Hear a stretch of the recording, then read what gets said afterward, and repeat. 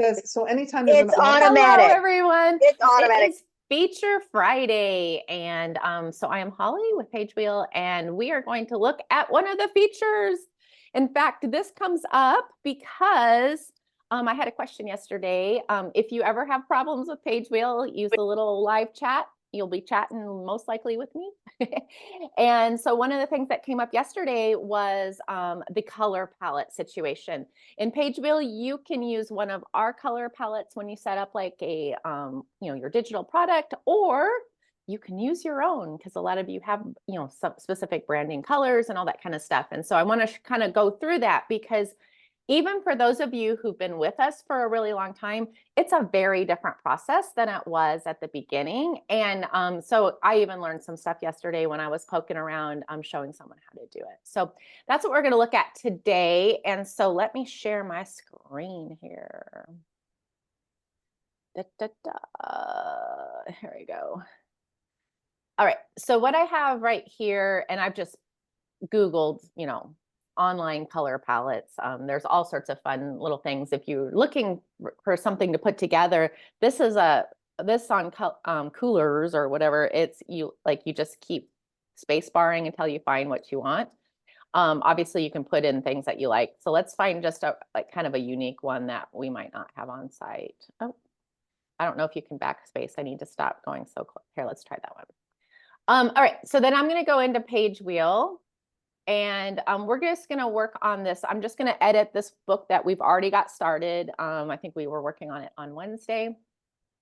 So you could do this from the beginning when you start a new digital product. It's going to bring you to this page. Or if you're going in to edit a product, then you can change things. Just be aware if you change anything in an existing product on this page, it's going to be applied all the way throughout that product, including the sales pages. And that's kind of how Pagewheel works, is once you put those colors in, we're going to apply them all the way throughout the whole thing so that your product and your sales pages feel cohesive to you. So I like to keep the base product, the base color black. It's just best for accessibility as far as people like me who are old and might not read super easily. Hence the reading glasses. So it just gives a lot that the black has the most contrast. And then you can see through here, there's all sorts of different color palettes, but none of them are what we just looked at. So let's look at that again. And what I think the easiest thing to do is to kind of pick one that's the closest to it, but you don't really have to do that anymore. I'm actually going to pick this one that keeps showing up in my account that I don't like, this yellow one. So I just picked that. You see how I highlighted it? And then what I'm going to do is add custom colors. Do you see the pop-up now? Do you see the pop-up of the yellow bars? Okay, cool. Yes. So now you can see this is the color palette that was that existing color palette. And then you can drag and drop the order of the colors. So I could say, no, I want that to be pink. Now, why would I do that? The first 3 colors are the ones that are going to be used the most often within the books. When you think about that, you might want to choose darker colors for those sections because most of the books, the color that's applied within the books are text, if that makes sense, or outlines and stuff like that. But one of the things that may happen to you, you put all your colors in here, you go in, you see your book, and there's just like maybe a color that's just too light for text. And instead of wanting to change all of the colors in this palette, you might take that light color and just drag and drop it out of the top 3 or something like that. You'll rearrange it. It will rearrange the way the colors are used within your books, but then you're still within your color palette, just FYI. You also can go in and manually change 1 or 2 of those colors within the books with the page editor, but this makes it easier to just kind of do it across the board. But let's go back and say, no, we want to do this palette. So I am going to copy this one. We're going to go back into here. And I'm going to open up this right here, which now gives me the number of these. And so I'm just going to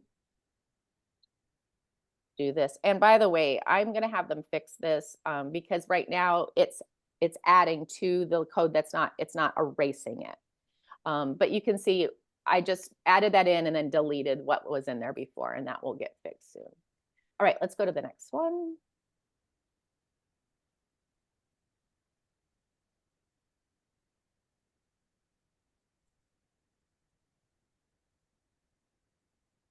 All right.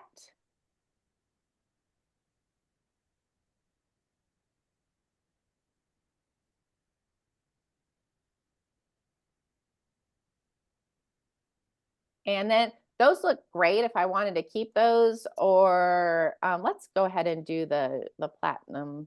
We don't have much of that done.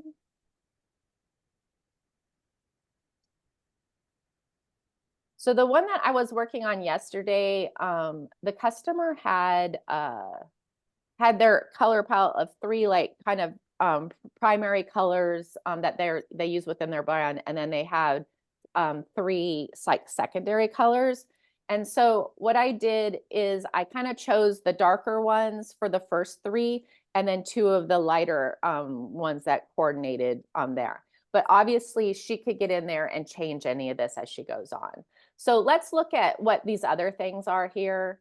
So that is going to give you a different, different choices. If you don't like the ones that you already had, we obviously could have gone with the ones that I added in there. And then also you can just have it like pick randomly. I don't know exactly what the differences between these 2 buttons are, but you could add them in like we just did, or you can go through the kind of like what that coolers does is just pick something for you. In fact, that one looked a lot like what we just had added in. So, and then once you like it, you're just going to put it in there. And so then you're going to see it here. And then you're like, oh, so this is where you can get the sample page, which I know always feels a little weird sometimes, but it gives you, the reason why we do it here is it gives you an idea of where those things will be applied. So if I'm like, that looks a little Christmassy for me, let's go in here and let's change out maybe this to like a gray or something like that. And then you're going to see, well, it's still a little Christmassy. That gray is kind of green. So let's get rid of that green altogether. So let's go into here and maybe do a lighter gray. And you can see how that changes each time. It gives you a good idea of what's going on. So just be conscious of this. And then down the road, if I'm like, I do not like how that gray is coming up in a lot of the headers, because generally if it's on the sample page, it's going to be similar on some of those other pages, because within our system is a header versus, some of the other elements. So you could say, oh, I don't really like it that way. Let's go ahead and drag this this way and see if that makes a difference. And you can see, so now that other color is in that header. So basically there's a lot of flexibility here, but one of the things that we want it to be quick and easy so that now it's applied throughout. So hopefully you won't have to change anything once you get it set. And then generally the use cases, when you if you create a custom palette or you use a palette over and over again, then generally when you open it up for your next product, that palette will be the one that is highlighted. So that next time I come in, generally it's going to be that palette. So that it just makes, because if you're making brand colors, it's going to be kind of usually, and you can see how different this looks than what the colors that I generally use when I'm doing demos and stuff like that. So anyway, any questions about that?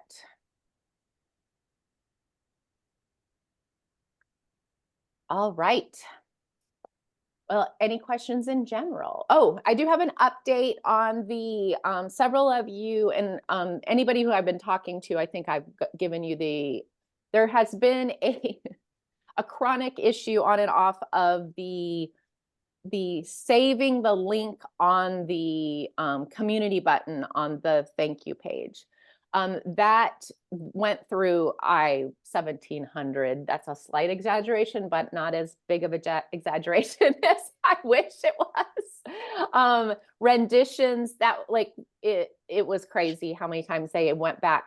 They thought they had it fixed, and then we'd find another problem. So you just might, just as a heads up, it is fixed now, but you just might check the community button link when you're going in and launching a product, just to make sure that whatever you saved the last time did stick. Because we did have some issues over the last actually couple of weeks. Some days it was saving and some days it wasn't. So, but you could absolutely go in there right now and save it, and it will save. So we're really excited about that.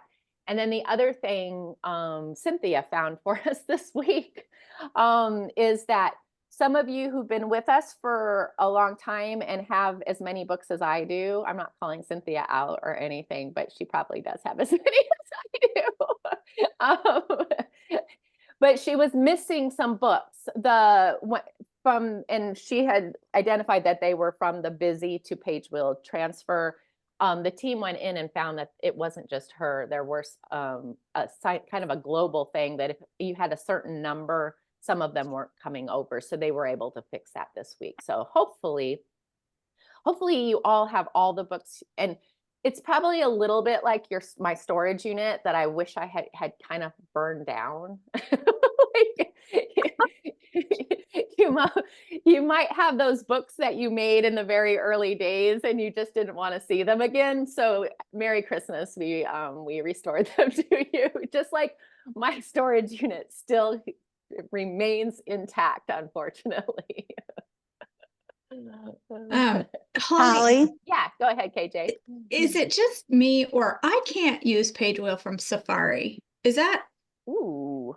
I can't log in, I should say. Okay. I cannot log in, it just cycles. And I don't know if that's me or if it's known that we should use Chrome or whatever. I have Safari and it's fine. Okay. Okay, so it's just me. But I log in and I hit login and it just refreshes and goes back to the login screen over and over and over.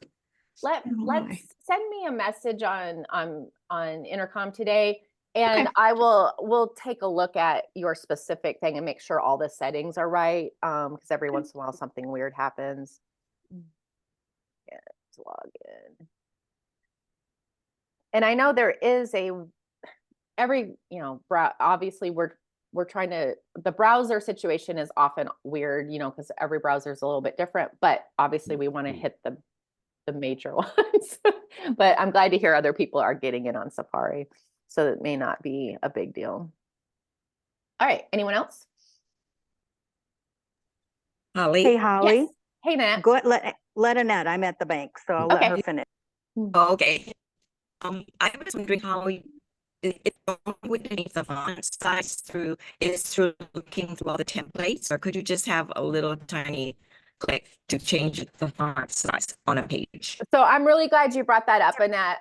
One of the things that we have not announced, although here I am on Feature Friday, so is that we are working on a way that within the editor, you'd be able to change the font size.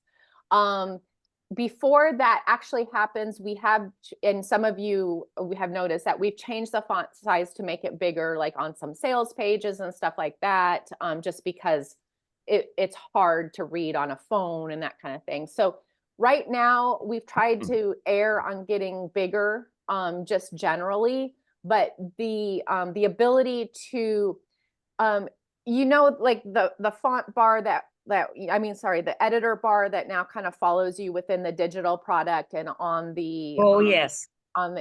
So that is relatively new. And I know, Annette, you're pretty new to us. So that is a new feature within probably the last 2 months.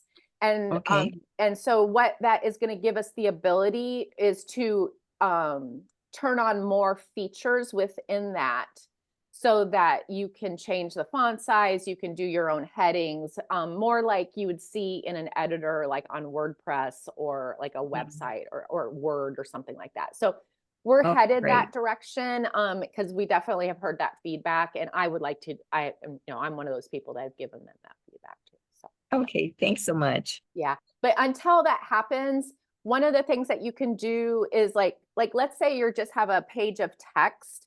You could choose within that first information and something else products that is that first choice. That has like header and then kind of like a bold section and then the text. You could write the whole page in that header if you wanted to. Like, so How do you do that? Oh my so, gosh, that's so like you could just go up and start editing within the section that is the header, or copy and paste into that header section. And then all of your text would be that header size.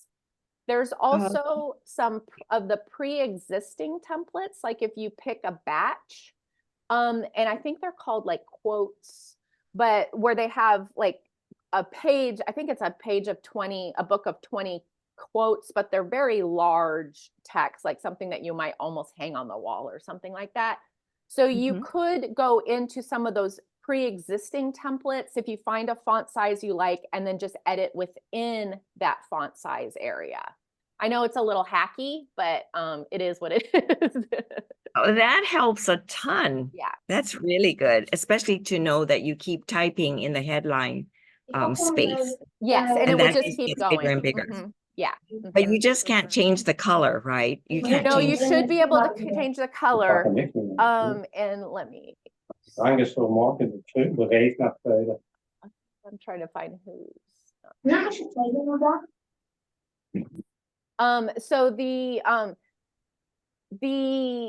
when you change the color of the like, if you see something that's like the red color in that sample page, if you went and clicked on it, you could then go up and change the color, because that some of your color bar will come with you within that editor, so you can change that. If you want to remove the color, then just take the bold function off, and that will generally go back to the same, like a lot of our titles have like, black text, a word or two, black text, and you can revert those colorful words back to the regular text by just taking the bold function off. That's great. So it's very versatile. You could have. It is.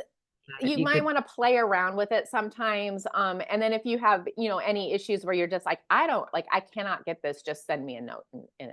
Okay. Thank you. All right, Cynthia, are you still at the bank? No, I'm out of the bank and on the way to the post office. So today is errand day. I found some of those old things, and I apologize for that. I'd made a spreadsheet, and then apparently I lost the spreadsheet because I kept thinking, man, I thought I made something like this. So I just make another. So I have probably some duplicates that I need to fix. Yeah. But yesterday I was going through some of the old things thinking, okay, I need to get these cleaned up and figure out what's which. And I had the old busy link, which doesn't work. Right. So I thought, well, I'll go in and change all of those. But I noticed that the sales pages and stuff still had all of the little greater than and less than symbols around the B and whatever the code was that was there for a while. Yeah. And I kept thinking, well, shoot, I'm gonna have to redo these. And then this morning I thought, well, dummy, just go in and do an AI update, because I struggled working on it for over an hour trying to make the text bigger. Right. And it just dawned on me as you guys were talking, well, just re-IA the whole page. Yeah. So the other thing you might think about too, Cynthia, is if it's a product that is like ancient, and by ancient I mean pre-Pagewheel, is that sometimes it just didn't come in as well as it should have. If you have a specific product that isn't like that doesn't work, or you can't seem to copy it, sometimes like another thing you could do is, duplicate it and then work on the duplication. That often will work. And then if it just doesn't work and you need it restored, just message me, because we've restored things behind the scenes sometimes. It's not a super easy thing to do. So like if it's not something you're going to use or launch, then don't worry about it. But if it's something like, no, I like what I had here, then just shoot us a thing and I can see if someone can restore it. Okay. So, I don't think any of those were when I was really new and I was messing with them, but they're ideas that I can use, right? Yeah, exactly. So The other thing is that the reason why I couldn't not get a link to come in for the community page at all? Is that because that was the old one? I couldn't even get it to the box to stay open to paste it in there. So well, I mean, I don't know for sure, but I will just say we had a global issue on and off with that community link until basically yesterday.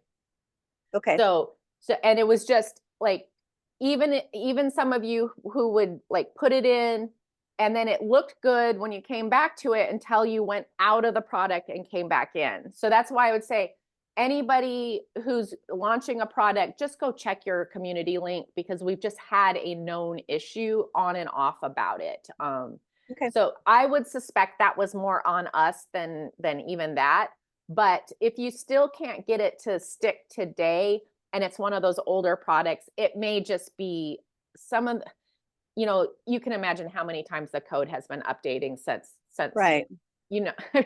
This week. Yeah, I know. so yeah. So okay, no problem. I just important, we can go in and help you with it. If it's something that you can, redo in the new system without too much trouble, I would go that route if it's okay. Unless it's something that makes sense. My first thing is always, well, I'm doing something wrong, and then it just dawns on me. No. There could be something wrong. We take that burden off you here at Pagewheel. It's not you, it's us. You guys, as people have already said, and I know that I've texted this to you, you guys are the best customer service of any company I have ever worked with. Absolutely. So thank you so much. Well, we appreciate it. And we appreciate you guys' feedback, because everything you guys say, we take to heart and fix it. And it's made our product so much better. So like, it's kind of a win-win situation altogether. The number one for me, obviously, or I probably said, is that you made the text bigger, because I deal with women over 55 and we can't see on a mobile phone. We just can't see a lot of times, even on our desk phone. So being able to make those texts bigger, when my emails go out, they're in 20 font. Yeah, exactly. So people can see them. So it just is what it is.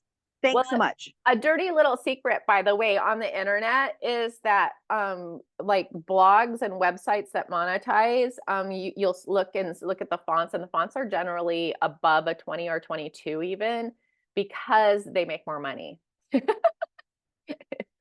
Isn't that crazy?